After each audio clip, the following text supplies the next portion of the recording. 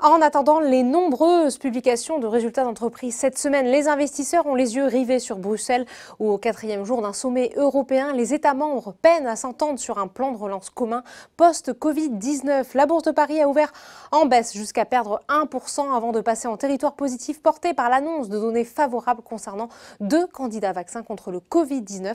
Le CAC 40 termine finalement la séance à plus 0,47% vers les 5093 points. Du côté des valeurs, le compartiment technologique et plébiscité avec Téléperformance qui bénéficie d'un relèvement de recommandation de Morgan Stanley qui passe à surpondérer. Le titre gagne 3,80% et termine en tête de l'indice. L'éditeur de logiciels Dassault Systèmes qui publiera ses résultats du premier semestre jeudi est également bien orienté avec une progression de 3,78%. A contrario, Accor termine lanterne rouge de l'indice à moins 2,64%. Le titre du groupe hôtelier est notamment pénalisé par un abaissement de son objectif de cours de la part de Redburn. Total recule également de 1,83% dans le sillage de la baisse des cours du pétrole, toujours fragilisé par une demande en berne. Dans l'actualité des valeurs, Essilor Luxottica chute de 0,68% après avoir engagé des poursuites judiciaires contre Grand Vision.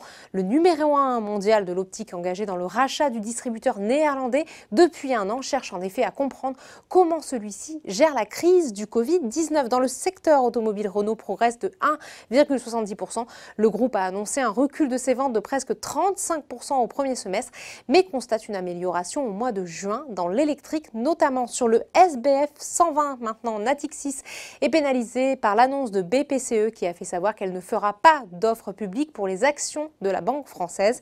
Le groupe de vins et spiritueux Rémy Cointreau, qui publiera demain matin avant bourse son chiffre d'affaires du premier trimestre, est également en repli.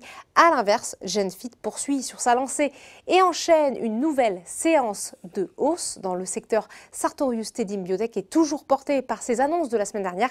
Le fournisseur de matériel pour le secteur biopharmaceutique a en effet relevé ses prévisions de résultats pour 2020 et vise désormais une croissance des ventes de 26 à 30%. Outre-Atlantique maintenant, la bourse de New York hésite sur la marche à suivre, tiraillée entre les espoirs de découverte d'un vaccin contre le Covid-19 et les inquiétudes liées à l'augmentation du nombre de cas de contamination. À l'ouverture, le Dow Jones et le S&P 500 étaient quasiment à l'équilibre, tandis que le Nasdaq progressait très légèrement de 0,24%.